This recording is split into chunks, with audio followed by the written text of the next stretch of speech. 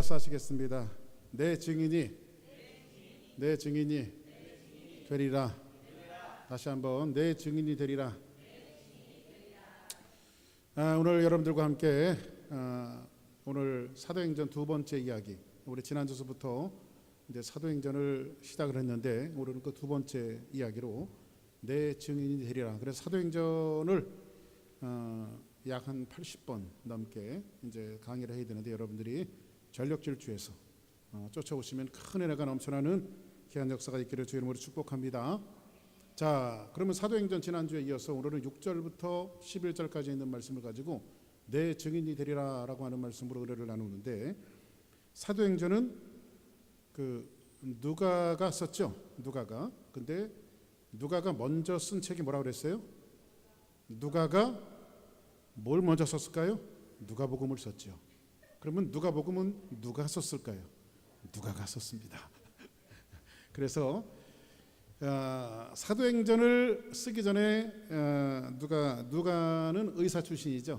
의사인데 누가가 사도행전을 쓰기 전에 누가복음을 썼는데, 누가복음과 사도행전에 그 수신자가 있어요. 아주 공통된 수신자가 있었는데 지난주에 말씀드렸죠. 누구라 그랬어요? 데오빌로. 그렇죠? 데오빌로. 그래서 누가복음에는 데오빌로 각하에게, 그리고 각하라고 하는 말을 썼는데 사도행전에 와서는 데오빌로요 이렇게 호칭이 바뀌어져 있는데, 갑자기 싸워서 나 이제 너 호칭 안 불러 이렇게 한 게 아니라 시간이 지나면서 데오빌로가 처음에는 세상적인 호칭을 갖고 있다가 교회 안에 들어와서 교회 생활에 익숙해지고 하나님의 자녀로 온전히 되어졌을 때에 사역자였던 누가는 데오빌로 각하 이렇게 말하지 않고 데오빌로요 이렇게 말을 했어요.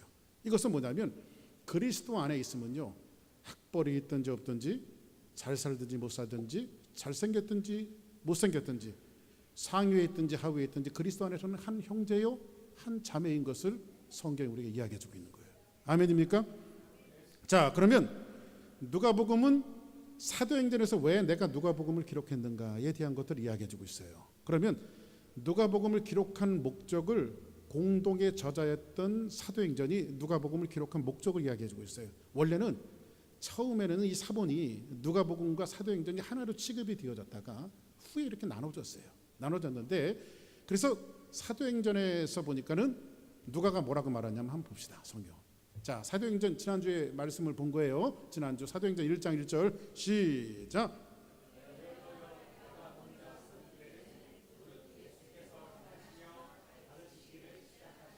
자, 데오빌로가 누구라 그랬어요? 데오빌로는 두 가지 합성을 하고 그랬죠. 데오스 필레오. 그러니까는 필레오 하면 사랑이에요. 데오스 하면 하나님이에요. 그러니까 하나님의 사랑을 입은 자, 이런 뜻이에요. 아멘입니까? 자, 그러면 데오빌로요 이렇게 말하는데, 데오빌로는 각하라고 하는 호칭이 쓰였다라고 하면 지난주에 말씀드렸죠. 각하는요, 그 당시에 사료를 살펴보면 노마가 세상을 지배할 때에 적어도 총독 이상을 지낸 사람이라 가지고 있는 지위가 있는 사람을 각하라고 하는 호칭을 넣었어요. 그러니까는 데오빌로는 상당히 노마에서 높은 관료 출신이고 지위를 갖고 있었던 사람이에요. 그런데 이 사람이 어떤 계기를 통해서 복음을 받아들이고 하나님의 자녀가 되어졌어요. 그런데 누가복음을 쓸 때는요, 이 데오빌로가 신앙이 아주 베이비 성도였어요. 그런데 그래서 제가 지난주에 말씀드렸죠. 잠재적 그리스도인이라고 말씀드렸죠.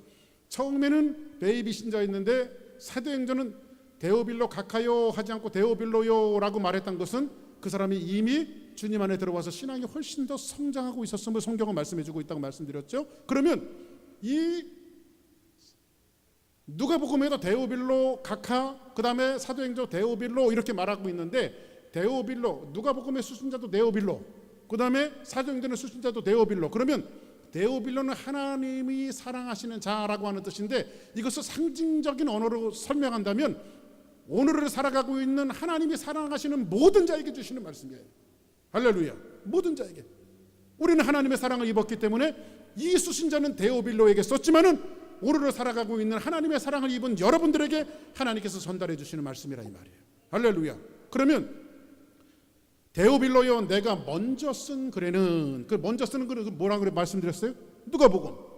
그렇죠? 누가복음. 근데 누가복음을 왜 썼느냐? 무릇 예수께서 행하시며 가르치시기를 시작하신부터. 그러면 누가복음은 뭐에 대해서 이야기하냐면 예수님의 탄생과 예수님의 생애를 사신과 예수님이 가르치신과 예수님이 십자가에서 못 박혀 돌아가신과 예수께서 또 부활하신과 예수님이 승천하신 것들을 기록해 놓은 책이 뭐냐면 바로 누가복음이란 말이에요. 자, 2절 한번 볼까요? 그가 택하신 시작.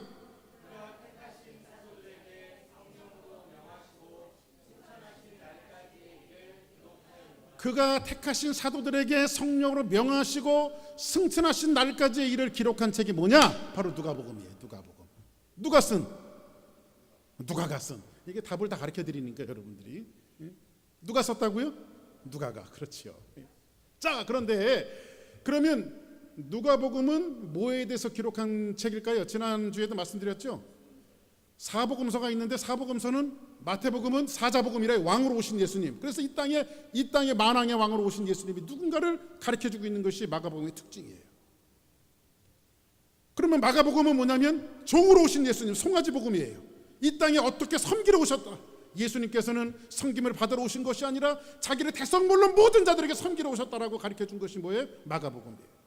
그 누가복음은 인자의 복음이에요. 이 땅에 사람으로 오셔서 인간의 인생의 생을 사시며 참 하나님과 참 인간으로서의 생애와 고난과 어려움들을 그리고 예수님이 살아내신 그 인생들을 설명하고 있는 것이 바로 누가복음이에요. 요한복음은 뭐예요? 참 하나님. 그래서 요한복음의 첫 절은 뭐죠? 태초에 말씀이 계신데 예수님은 창조주 하나님이셨다. 이것을 선포하고 이야기한 것이 바로 요한복음이에요. 그러면 누가복음은 뭐에 대해서 사도행전에서 뭐라고 이야기했어요? 예수님이 탄생하시고 생애를 사시고 가르치시고 전파하시고 병 고치시고 또한 예수께서 십자가에 못 박혀 돌아가시고 부활하시고 승천하신 이 내용들을 함축적으로 기록한 책이 뭐예요? 누가복음이에요. 그럼 누가복음은 그런 목적을 두고 썼단 말이에요. 그러면 이제 사도행전을 기록한 목적이 있어요. 그러면 사도행전을 왜 기록했느냐? 누가복음을 쓴 다음에 그 이후에 시간이 지나서 왜 누가가 성령의 감동을 받아서 사도행전을 기록했느냐? 그 다음 절에 나온단 말이에요. 3절에 그 사도행전을 쓴 목적에 대해서 나와 있는데 한번 읽어봅시다. 시작.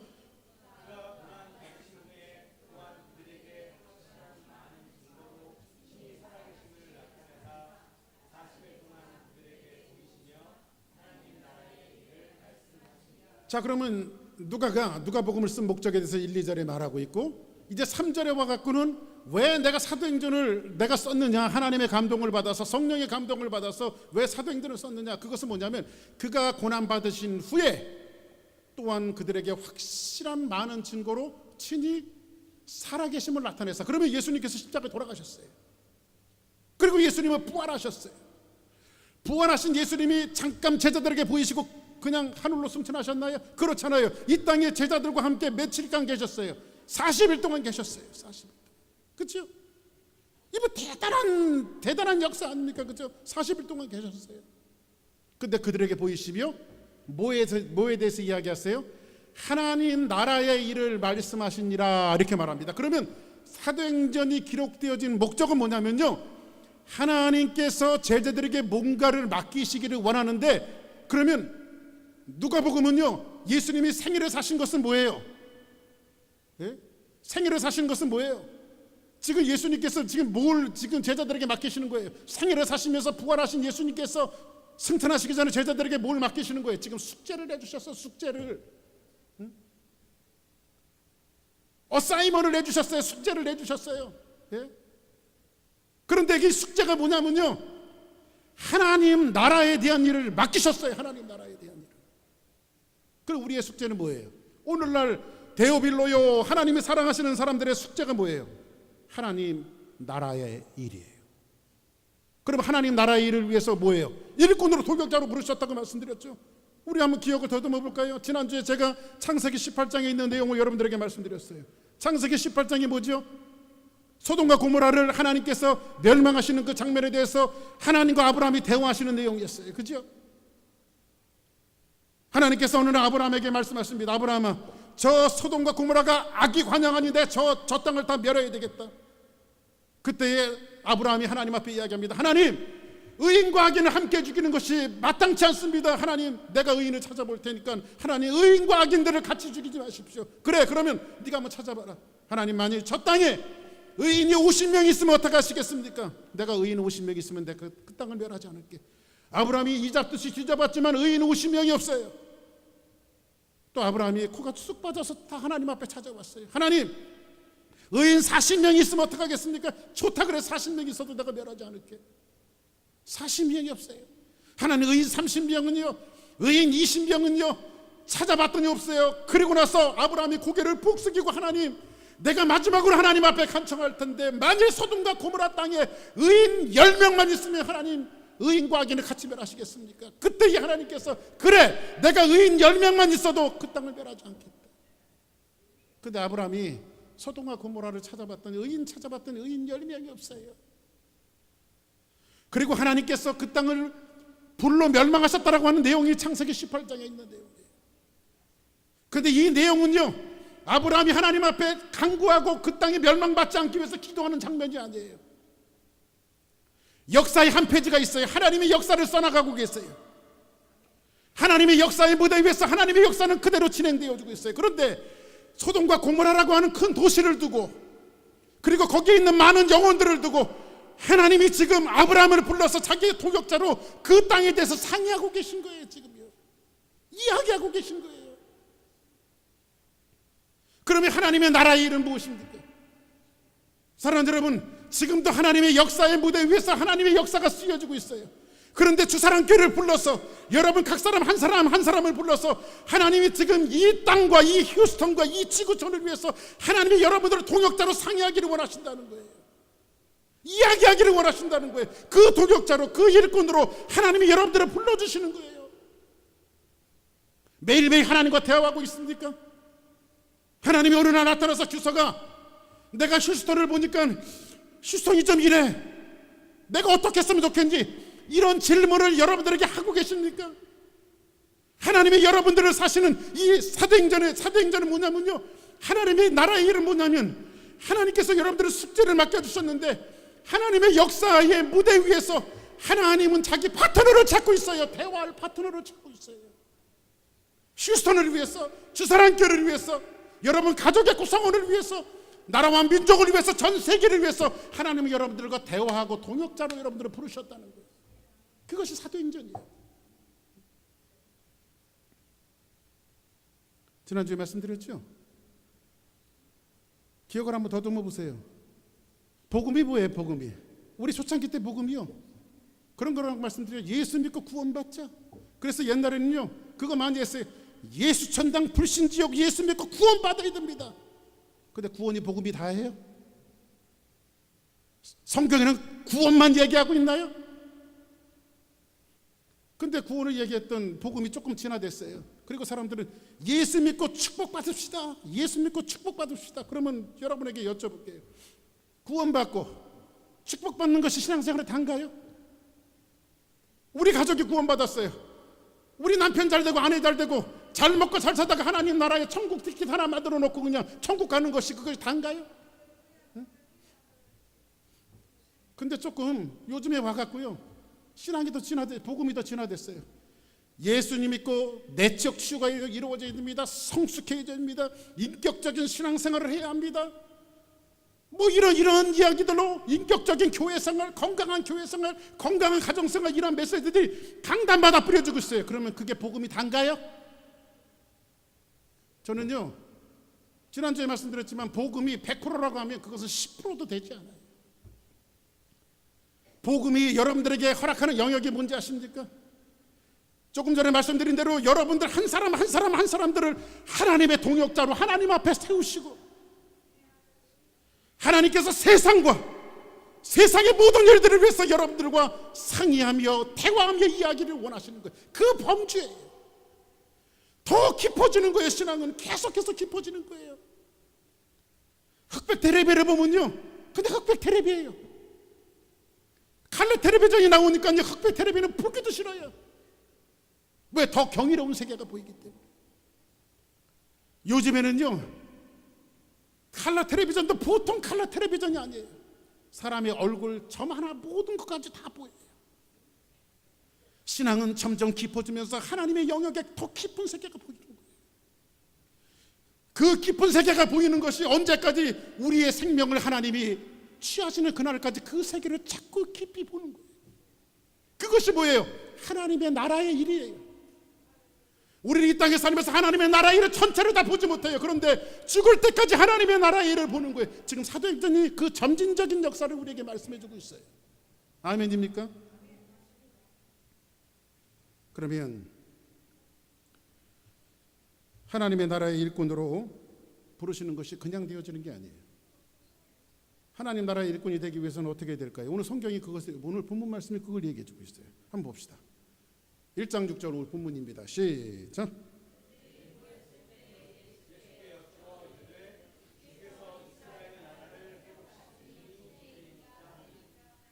자, 그들이 오늘 본문이에요. 모였을 때 이게 예수께 여쭈어 이르되, 그들은 누구예요? 제자들이죠. 그죠? 제자들이에요. 근데 예수님께 뭘 여쭈었어요. 근데 여쭙다라고 하는 이 말을 원문 성경에 보니까 굉장히 진행형이에요. 한 번만 툭 던지고 만말이 아니라 계속해서 물어보는 거예요. 계속해서. 지금 제자들이 어떤 상황이냐면요. 자, 보세요. 이렇게 예를 들어도 가능한지 모르겠지만 여러분들 오해 없이 듣기를 바랍니다. 그렇다는 게 아니라 제가 죽었어요. 그리고 목사님은 장례식을 치렀어요. 예수님의 옆구리에 그 창을 맨 마지막에 찔렀다라고 하는 것은 죽음을 확인하는 단계거든요. 그 예수님의 옆구리에 창자국이 있었어요. 도마에게 보이셨어요. 근데 그 예수님이 3일 만에 부활하셨네. 그리고 제자들에게 자기를 보이시면서 옆구리를 보여주시고 분명히 죽으신 예수님인데 부활하셨어요. 근데 제가 죽었는데 다시 살아났어. 그럼 여러분 어떻게 할 거예요? 이게 어떻게 된 일인가? 깜짝 놀라겠어요? 안 놀라겠어요?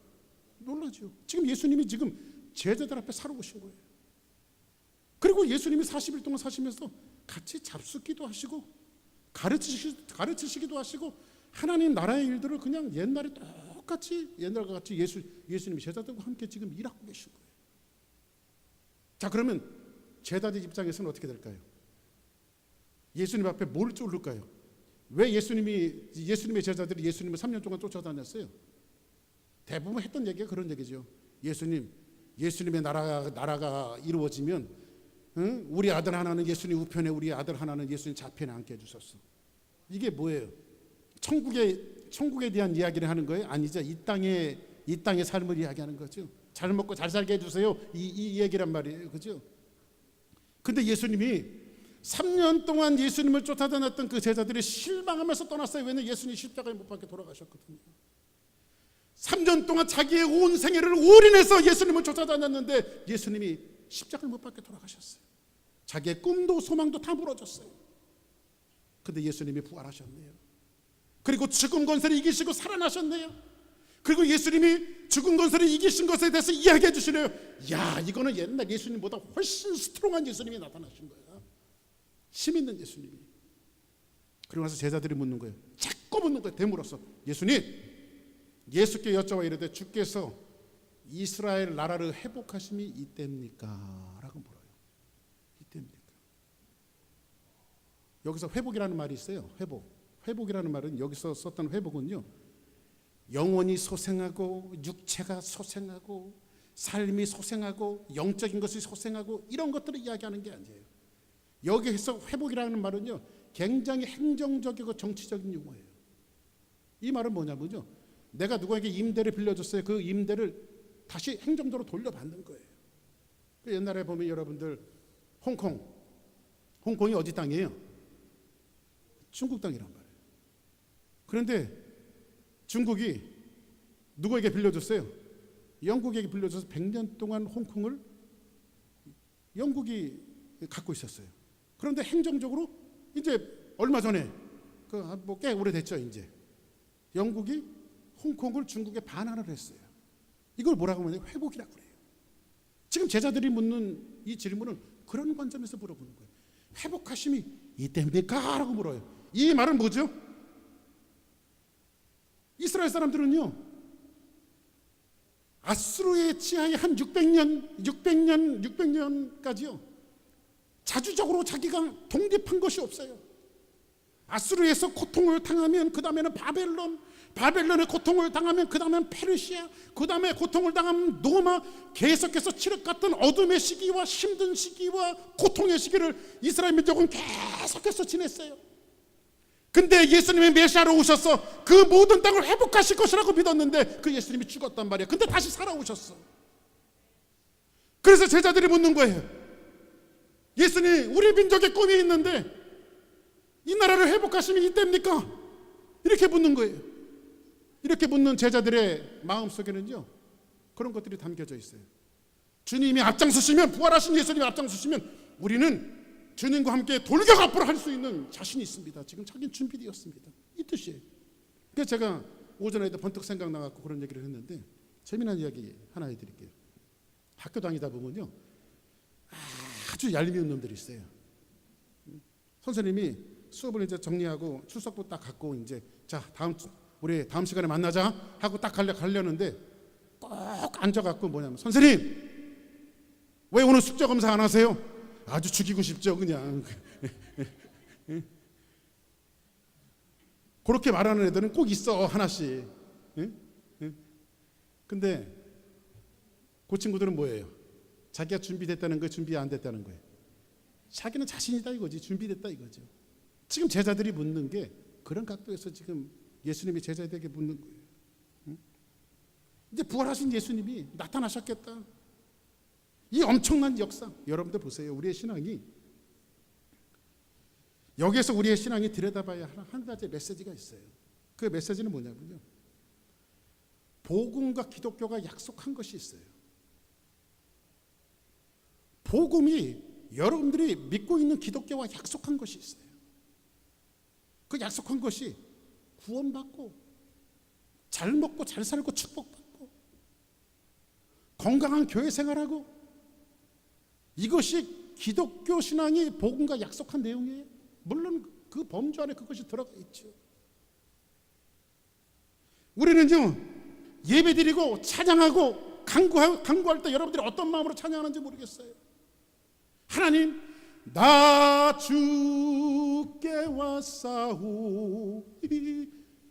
복 주옵소서. 복 받기 위해서 교회 오셨어요? 그래요. 하나님이 여러분들 복 주세요.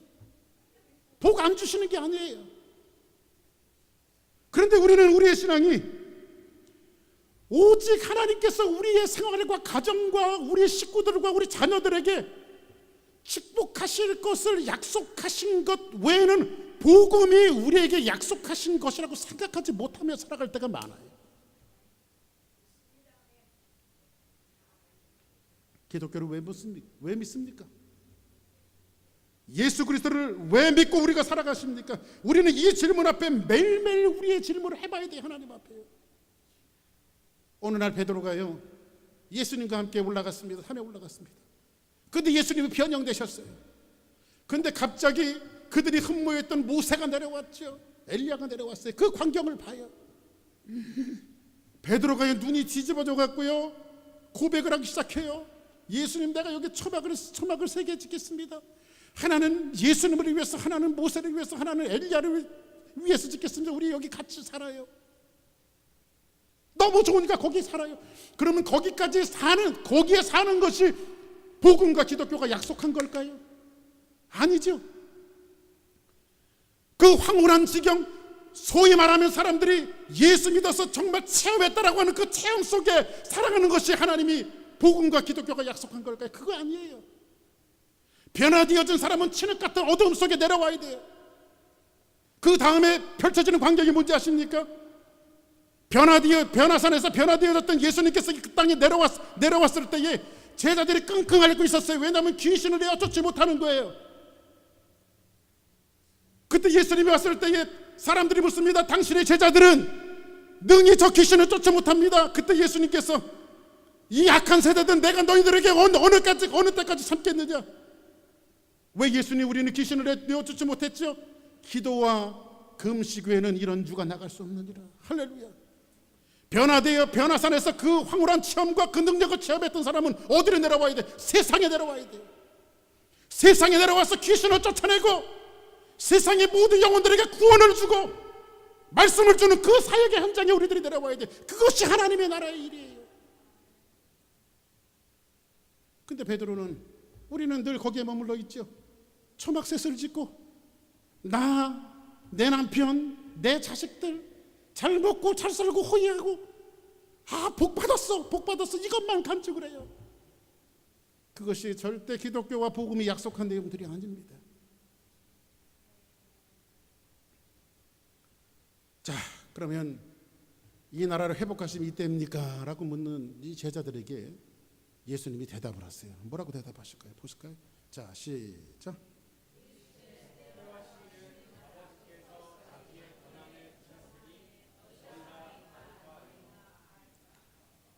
여기서 이르시되 때와 시기는 아버지께서 자기 권한에 두셨으니 너희가 알 바가 아니다, 이렇게 말합니다. 자, 보세요. 때와 시기 이렇게 있어요. 때는 뭐고 시기는 뭡니까? 때라고 하는 것은요, 히브리 말로 그 헬라어로 크리노스예요. 그리고 시기는 카이로스라고 하는 말을 써요. 근데 크리노스는요, 자, 지금 11시 55분이에요. 11시 55분. 그 시간을 말할 때는 카이로스예요. 그 크리노스예요. 그런데 우리 교회는 매주 오전 11시에 꼭 예배를 드립니다. 이럴 때는 카이로스로 바뀌어요. 그게 때와 시기예요. 이해되셨어요? 무슨 말씀이죠? 제가 여러분들한테 항상 알려드리는 게 있죠. 모르면 고개를 살살 조금만 쥐면 제가 다시 설명해 드릴 수 있다고. 그죠? 그 때와 시기는 아버지께서 자기 권한에 두셨으니, 이 권한은 뭐예요? 자, 그러면 하나님 예수님께서 이 나라를 이스라엘을 회복하시는 때가 이때입니까? 라고 물어요. 그때 예수님이 야, 너희들이 알 바가 아니다. 그것은 내 권한도 아니라 아버지의 권한이다. 그래서 마가복음을 설명할 때 여러분들 생각나시죠? 이스라엘 사람들은 결혼식을 2번 하죠. 결혼을 2번 하는 것이 아니라 결혼식을 2번 하는 거예요. 그래서 제일 처음에 정혼이라고 하는 이름으로 결혼을 했죠. 결혼을 해요. 마리아와 요셉이 정혼을 했죠. 그 결혼식이에요. 법적으로 합법적으로 부부가 되는 거예요. 우리말로 이야기하면 혼인신고 하는 거예요. 혼인신고 법적인 부부예요. 그런데 이스라엘 법에는 이제 둘이 합방을 못해요. 몸을 나눠 가질 수가 없어요. 그러면 와이프는 와이프대로 자기의 집으로 돌아가고 남편은 남편대로 자기의 집에 돌아가요. 그래, 와이프는 신부 수업을 해요. 신랑이 부를 때까지. 우리 남편은 전라도 사람이니까 음식을 좀 짭짤하게 만들어야 돼. 그래서 음식을 좀 짭짤하게 만드는, 왜냐하면 경상도 사람, 경상도 와이프인데 전라도 남편하고 결혼을 해야 되니까 이 전라도 풍습을 배워야 될 거 아니야. 그래서 음식을 짭짤하게 해야 하고 뭐 이런 것들은 신부 수업을 하는 거야. 그리고 이 남편은 돌아가서 뭐를 하냐면 자기 와이프를 데리고 올 집을 짓는 거예요. 집을 딱 짓는데 신랑 아버지가 와서 가끔 인스펙션을 해요. 야, 이거는 이렇게 짓고 네 와이프 될 사람 봤더니 그 며느리는 이런 걸 싫어할 것 같아. 그러니까 벽지는 요거로 바꿔라. 아버지가 자꾸 간섭을 하는 거야. 계속해서 간섭을 하는 거야. 아버지, 내 데리려고 할 거 아니다. 조금 더 봐야 돼. 그리고 나서 어느 정도 집이 딱 완성이 되어지면 어느 날 갑자기 아버지가 와서 인스펙션을 하더니 야, 됐다. 가서 네 와이프 데리고 와라. 그거 정하는 날은 누가 정하는 거야? 아버지가 정해요. 아버지가. 그러니까 이것은 누구의 권한이 아니에요. 예수님이 말씀하시는 것이 그것은 내 권한이 아니라 아버지의 권한이다. 그래서 예수님께서 뭐라고 말하죠? 내가 너희를 위하여 처소로 예배하러 가노니 만일 처소로 예배하면 내가 다시 와서 너희를 내게로 있게 하리라. 그죠? 그 말씀을 하시죠. 그러면 그 카운트다운, 그 디데이를 누가 정하시는 거예요? 예수님의 권한이 아니라 아버지의 권한이에요. 아버지의 권한. 지금 예수님이 지금 그 얘기를 하시는 거예요. 너희들이 알 바가 아니다. 사람들이 점점 살아가면서 참 중요한 게 뭐냐면요, 마지막 때에 관심이 많아요. 종말이 언제가 되느냐, 종말이 언제 올 것 같아요. 요즘에 최근 또 2020년에 또 온다고 하는 사람들이 또 생겼어요. 2020년대는 분명히 안 오실 것 같아. 기분 나빠서 예수님이 오려고 그러다가 그때는 안 오실 것 같아. 그때는 사람이 정하는 게 아니에요. 사람들은요, 묵시록 있잖아요. 구약의 묵시록이 있어요. 뭐 다니엘서라든지 에스겔서 이런 거 전부 묵시록에 속해요. 스가랴서도 마찬가지고요. 신약의 묵시록이 있어요. 요한계시록이에요. 어떻게 사람들이 그걸 갖고요, 그냥 전삼년반이 어떻고 후삼년반이 어떻고 7년 대환란이 어떻고 14만 4천 명이 어떻고 숫자라고 하는 숫자는 다 끌어대 갖고 시간 계산을 해갖고 그때 오신다는 거예요, 예수님이. 근데 여러분들 요한계시록은 여러분 한 가지 알아야 돼요. 제가 요한계시록 강의를 또 할 건데요, 요한계시록은요 마지막이 언제 될지 숫자 계산하는 책이 아니에요. 그 당시에는요 반모섬에서 사도 요한이 요한계시록을 받았는데 노마의 압제와 힘듦 속에서 사람들이 고공분투하면서 정말 힘들게 예수님을 섬겼던 그 시기였어요. 그때 사도 요한에게 하나님께서 하나님의 말씀을 주신 것은 뭐냐면, 요한계시록의 초점은 오늘의 초점이 있어요. 오늘을 살아가는 그리스도인들이 어떻게 고난과 어려움을 이기며 살아낼 수 있는가에 대한 것들을 가리키며 위로하는 책이에요. 언젠가는 그리스도 예수께서 오시며 우리의 눈에 눈물을 닦아주시며, 오늘을 살아가는 그리스도인들이 그것을 소망하며 어떻게 내가 이 고난과 어려움을 이겨내며 살 수 있는가, 그것을 우리에게 말하는 책이 바로 요한계시록이에요. 자꾸 요한계시록 갖고 시간 계산하고 그러지 말아요. 우리나라에도 잘못된 사교 집단들이 있었죠. 지금도 있어요. 이단들이 있어요. 그 사람들은 꼭 시간 계산해요. 1992년도에 예수님 오신다고 그랬죠. 다미성교회. 다미성교가 무슨 말인지 알아요? 다 미친 성교예요. 다 미친 성교. 다 미쳤어요. 그래서 1992년도에 예수님 오신다고 어떤 사람이요, 밭에서 일을 하고 있다 보니까 하얀 옷을 입은 사람이 눈두렁으로 지나가더래요. 사람들이 많이 어디 가요?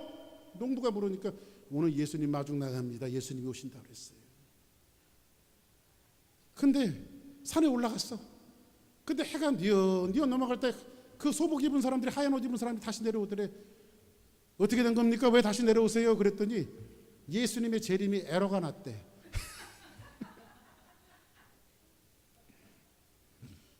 무슨 예수님의 재림이 무슨 에러가 납니까? 에러가 나요. 예수님의 재림이 무슨 에러가 나. 그리고 사교 집단들, 이단들 하는 특색이 뭐예요? 이제 예수님 오실 날 얼마 안 남았으니까 마지막이니까 집 팔고 다 팔고 처음부터 다 팔아갖고 하나님 앞에 드리라고 그러죠. 그리고 저희들은요 부동산 투자하고요 뭐 사놓고 투자해요. 여러분들 보세요. 오전에도 제가 생각나서 얘기했어요. 일부 예배 때 진짜 예수님이 오신다고 카운트다운을 하면, 진짜 그렇다면 우리 교회 다 팔아야 돼요. 이거 뭐로 갖고 있어요? 여러분 홍금할 필요도 없어요. 그냥 이거 팔아갖고 가난한 사람에게 나눠주고, 이제 예수님 오실 날 얼마 안 남았으니까 조금이라도 선한 일을 해야 될 거 아니야. 뭐 이거 안고 있어. 그냥 우리 운동장에서 예배드려도 돼. 파킹장에서. 그죠? 근데 이 사교 집단들, 이단들은 뭐예요? 거짓말 현혹해갖고요.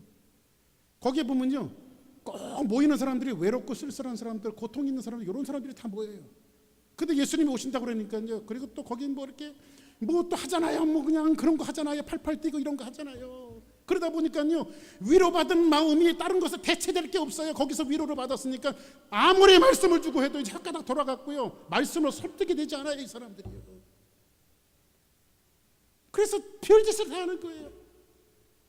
여러분들 마지막은요 하나님이 자기 권한에 두셨어요. 거짓말도요 히틀러가 그런 말을 했어요. 똑같은 상황을 가지고 거짓말을 10번 하면요 진실이 된대요. 제가 여러분들 제가 한번 해볼까요? 여러분들 제가 조금 공갈치면서 성령님께서 말씀하셨어요 이러면서 제가 똑같은 말을 매번 예배 시간마다 자꾸 여러분들 반복해볼까요? 저도 그거 할 수 있어요. 저는 기질이 있어요. 그런 기질이 제가. 근데 그거 아니잖아요. 하나님의 말씀이. 그렇죠? 자기 권한해 두셨어요. 우리가 알 바가 아니야. 이거 사실 책망이죠. 너희들이 그거 알아서 뭐하냐? 사실 예수님이 책망하시는 거죠. 그리고 나서 예수님께서 뭘 얘기하시죠? 보세요. 8절 유명한 말씀이죠. 시작.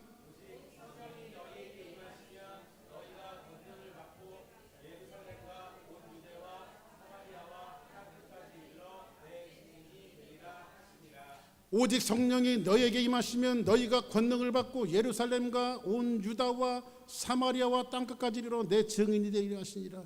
여기서 권능이라고 하는 말은요 헬라어로 듀나미스예요. 이 듀나미스라고 하는 용어에서요, 라틴어와 영어가 파생이 되어졌는데 다이나마이트, 다이나믹, 이것이 다 듀나미스에서 파생된 거예요. 자, 지금은 폭발력의 최고의 가치가 뭐죠? 김정은이 지금 많이 하고 있는 거 핵이잖아요. 핵 하나만 떨어뜨리면 세상이 다 멸망당해요. 그죠? 근데 이 당시에 이 누가가 이 말씀을 썼을 때에 제가 사료들을 살펴보니까요, 최대의 폭발력이 뭐냐면요, 1톤짜리 폭약이 떨어지는 거예요. 1톤짜리 폭약이 떨어지는 거예요. 그러면 쿵 하고 떨어지면 그 주변이 전부 다 수라장이 되는 거예요. 1톤짜리 폭약이 떨어지면. 그게 바로 듀나미스예요. 권능이에요. 그러면 여기서 보니까 예수님이 너희들이 그거 알 바 아니다. 너희들은 오직 성령이 너희에게 임하시며, 너희가 권능을 받고, 권능이라고 하는 것은 뭐냐면요, 역동성이고 힘있는 성령의 능력이에요. 폭약이 떨어지는 거예요. 1톤의 폭약이 떨어지고, 지금으로 말하면 핵폭탄이 떨어지는 거예요. 핵폭탄이 떨어진 것은 뭐예요? 전부 다 사라져요. 모든 것이 사라져요. 아무 생물이 존재할 수가 없어요. 이 말은 뭐죠? 우리의 영혼 속에 여러분의 삶의 자리에 성령의 놀라운 능력이 임하면 내가 갖고 있었던 세상적인 가치가 전부 다 죽는 거예요. 다 죽는 거예요. 나는 돈을 사랑하며 살았는데 돈의 가치가 죽는 거예요. 나는 세상을 사랑했는데 세상과 나는 간 것 없고 구속한 예수님만 보이는 거예요. 그게 바로 성령의 역사예요. 성령의 역사. 여러분들의 삶 가운데, 여러분의 삶 가운데 이런 성령의 역사가 떨어지기를 원해요. 초대교회에 성령이 임했어요. 예루살렘 교회에 핍박이 많으니까 사람들이, 성령 받은 사람이 세상으로 퍼져나가기 시작했어요. 세상에 퍼져나가는 사람들이 교회를 세울 때에 지역마다 가니까는 어떤 역사가 이루어졌어요? 세상에 소독을 했어요. 쿵 하고 떨어지면 어떻게 될까요? 여러분들이 이 가운데 지금 폭약이 쿵 하고 떨어지면 어떻게 될까요? 하나님 찬양 그러겠어요? 여러분들이 야 도망가자 하면서 막 소동할 거 아니에요, 그렇죠? 성령 받은 사람이 곳곳마다 퍼졌을 때 세상이 소동하기 시작했어요. 소동하면서 그 사람들이 예수 앞에 돌아오기 시작했어요. 얻지 않고 통곡하기 시작했어요. 주님 앞에 와서 부복하기 시작했어요. 우리 사랑하는 주사랑교회 성도들 한 사람 한 사람들이 이 성령의 충만함에 넘쳐나기를 원해요. 그래서 여러분들이 직장 가면 직장이 소동하기를 바라고요. 여러분들이 어떤 환경이 갔든지 그 사람들이 소동하는 역사가 있어야 돼요. 이것이 바로 성령의 역사예요. 근데 오늘 우리 찬양팀 아침에 찬양하는데 정말 은혜 많이 받았어요. 여러분이 정말 찬양할 때에 하나님 앞에 찬양 연습하자 그러지 말고요, 찬양 연습 30분 1시간 하면 기도도 30분 1시간 하고 같이 하나님 이 찬양을 통해서 영혼들을 살리는 찬양을 하게 달라고. 정말 기도에 올인해야 돼요. 우리가 하나님 앞에 간구하고 예배 드리기 전에 여러분들이 이 자리에 찾아놓아서 하나님 오늘 예배 성공할 수 있도록 도와주세요. 하나님 만날 수 있도록 도와달라고 여러분들이 정말 울면서 하나님 앞에 통곡하는 기도를 드리고 예배 드릴 때 예배가 훨씬 더 액티브한 거예요. 하나님의 역사가 있고 은혜가 있고. 할렐루야. 제가 집회를 좀 다니잖아요. 성령 충만한 교회와 성령 충만하지 않는 교회에 차이점이 있더라고요. 성령 충만한 열매가 뭔지 아십니까? 늘 찬양하고 늘 감사해요. 성령 충만한 사람은 불평하지 않아요. 늘 찬양하고 늘 감사해요. 하나님 감사합니다. 하나님 찬양. 입술의 열매가 달라져요. 근데 한국 사람들은 성령 충만하면 무서워져요. 내가 투시 은사가 있는데 마음에 이걸 봤어요. 그 사람을 불안하게 만들어요. 그건 성령의 역사가 아니에요. 진짜 성령의 역사가 충만한 사람은요, 그 사람에게도 감사의 불을 던지고 찬양의 불을 던지게 돼 있어요. 할렐루야. 이게 바로 성령의 역사예요. 집사님 제가 기도했더니요, 이게 그런 것 같아요. 막 이러면서 괜히 불안하게 만들고, 어떻게 기도했더니 하늘이 열리고 뭘 봤어요. 그렇게 그런 거 하지 마세요. 우리 교회에서는 그거 금지입니다. 그거 아니에요. 성령의 역사는. 입술의 열매와 찬양의 열매와 늘 감사하고, 난 성령 받았다고 하면서 성령 충만하다고 하면서 뭘 지적질하고 하는 거 성령의 역사가 아니에요. 제가 집회 다니러 봤더니요, 성령 충만한 교회는요 찬양이 다르더라고요. 성령 충만하지 않는 교회는 찬양이 틀리더라고요. 어느 교회는 갔더니요, 저 찬양이 오늘 안에 끝날래나 싶은 데가 있어요. 그래서 처음에 가갖고 이제 집회하려고 딱 이제 강사님 소개하겠습니다 하면서 제가 저 가면요, 가만히 앉아 있다 보면 가슴이 답답한 교회들이 있어요. 그 사람들은 찬양이래. 괴로운 인생길 가는 몸이 구주 예수 의지함이, 이런 찬양 듣고 있으면 제가 가슴이 우라통이 터져요. 막 우라통. 그런데 정말 성령 충만한 교회는요, 요즘에 얼마나 찬양들이, 모르는 찬양들이 많아요. 자꾸 여러분들 아는 찬양만 하지 말고요, 찬양팀들이 열심히 찬양 가르쳐주면요, 모르는 찬양도 열심히 찬양하고요, 배우고 그 가사 속에서 하나님의 인자함을 느끼고, 박수치며 찬양하고, 우리 유상인 자매님은 태도가 좋은 거야. 그럼 은혜가 되면 일어나서도 찬양하고, 할렐루야. 일어나서도 찬양을 하고, 할렐루야. 그게 바로 성령의 역사고 은혜예요. 아멘입니까? 그래서 여러분들, 우리는 성령 충만한 역사가요, 외적인 역사가 일어나는데 가장 성령의 역사에 중요한 것은 뭐냐면 증인이 되어지는 거예요. 증인은 뭐죠? 법적인 용어인데요, 목숨을 내걸고 재판석에서 사실 그대로를 말하는 거예요. 이게 증인이에요. 그래서 성령이 너에게 임하시면 너희가 권능을 받고 예루살렘과 온 유다와 사마리아와 땅끝까지 이르러 너희들은 증인이 돼 목숨 걸고, 증인은 다른 말로 바꾸면요 순교예요. 목숨을 내걸고 하는 거예요. 그리고 나서 예수님 뭐라고 말씀하시죠? 오늘 9절부터 볼까요? 시작.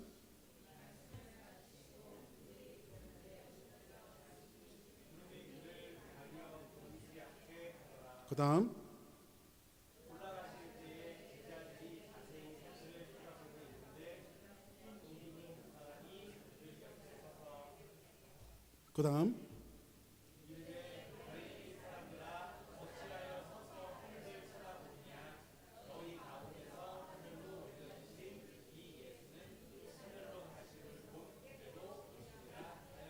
지금 이 시간에 예수님이 승천하실 때에 예수님 주변에 있었던 사람들이 주로 누구예요? 예수님의 제자들, 사도들, 그렇죠? 이런 사람들이 있죠. 근데 그들에게 예수님께서 하늘로 올라가시면서 뭐라고 말해요? 제자들아, 사도들아, 이렇게 얘기 안 하시고 뭐라고 말하죠? 갈릴리 사람들아, 이렇게 얘기해요. 갈릴리 사람들은 뭐예요? 원초적으로 제자들을 부르셨던 그 동네예요. 자연적인 상태예요. 왜 예수님께서 왜 하늘로 올리시면서 그들에게 갈릴리 사람들아 이렇게 부르실까요? 아직 성령 받지 못했기 때문에 그래요. 성령 받아야 제자가 되고요, 성령 받아야 사도가 되는 거예요. 성령 받아야 일꾼이 되어지는 거고요, 성령 충만하여 하나님의 증인이 되어지는 거예요. 할렐루야. 한번 따라하겠습니다. 주여, 주여, 저에게도 성령 충만함을 허락해 주옵소서. 할렐루야. 그래서 여러분들, 성령의 역사를 제한하지 말고 손을 높이 들고, 주여, 나의 영혼 속에, 내 삶 속에 성령의 충만함을 주시옵소서. 이 기도를 해야 돼요. 우리가요, 이 기도를.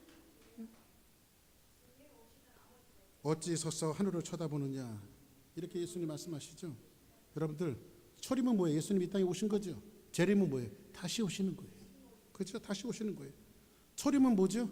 이 땅에 오셔서 예수님 부탁하신 거예요. 숙제 내주신 거예요. 그러면 지금 뭐예요? 우리는 숙제를 열심히 하는 거예요. 그죠? 차이점 말해 드릴게요. 예를 들어서 학교에서 여러분들 시험을 봅니다. 시험지 나눠주는 사람이 무서워요? 시험 채점하는 사람이 무서워요? 채점하는 사람이 무섭죠. 그렇죠? 응? 그러면 시험지를 나눠줬어요. 그러면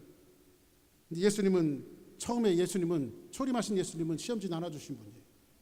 두 번째 재림하신 예수님 채점하러 오시는 거예요. 그렇죠? 채점하러 오시는 거예요. 자, 그러면 우리가 페이퍼를 받았어요. 페이퍼를 받았으면, 시험지 받았으면 제일 먼저 뭘 써야 돼요? 제일 먼저 뭐 써야 돼요? 이름 써야 되죠. 구원 받았으니까. 박규석, 하나님 나 구원 받았습니다. 이름 써야 돼. 자, 그러면 시간은 50분 딱 주는데 응? 50문항을 풀어야 돼. 1분에 한 문제씩 푸는 거야. 그러면 미련한 사람은요, 어려운 문제 갖고 씨름을 해요. 자꾸 어려운 문제. 그러다 보면 50분 홀라당 가버려. 그럼 뭐예요? 뭐부터 해야 돼? 50문항이 있어 쉬운 문제부터 툭툭툭 풀어가는 거. 쉬운 문제부터. 그렇죠? 쉬운 문제부터 툭툭툭 푸는 거예요. 그리고 나서 어려운 문제하고 싸워야 되죠. 오늘 굉장히 신앙생활에 귀한 지혜를 여기 남겨주고 있어요. 그것은 뭐냐면요, 예를 들어 대학 들어가는 사람이 이제 고등학교 있는데 대학 들어가야 돼. 근데 은혜 받았어. 어디 산에 올라갔다 오더니 신령해져서 내려왔어. 학생 하나가, 청년 하나가. 지난주에 말씀드렸죠. 옛날에 청년 하나가 안 보이더니 산에 가서 기도를 하고 왔대. 그래서 저보고 그때 전도사 때인데, 전도사님 구원 받았어요? 아주 무례해. 그 성령 받은 사람은 무례해서는 안 돼요. 그죠? 무례해서는 안 돼요. 그런데 성령 받았어. 그리고 내려오더니 나는 당장 모슬림 선교 가야 되겠다는 거야. 나는 당장 아프리카 선교 가야 되겠다는 거야. 근데 그건 성령의 역사가 아니에요. 그 학생은 뭐 해야 돼요? 대학 가야 돼, 대학. 그게 증인이에요. 제자 삼는 거예요. 땅 끝까지 이르러 복음을 증거하는 거예요. 그러니까 성령의 역사는 뭐냐? 인사이드에서 아웃사이드로 나가는 거예요. 어느 날 갑자기 불이 푹 떨어졌다고 그 역사를 하는 게 아니에요. 모세가 하나님을 만났다고 당장 사역을 시작했던 것이 아니었어요. 사도 바울이 다메섹에서 예수님을 만났다고 당장 사역한 것이 아니었어요. 그들에게는 고통의 시간이 있었고 준비하는 시간들이 있었어요. 성령께서 준비하시는 시간을 그들에게 주셨어요. 하나님의 커먼센스, 하나님 굉장히 상식적인 분이세요. 그러면 하나님이 숙제를 내주셨습니다.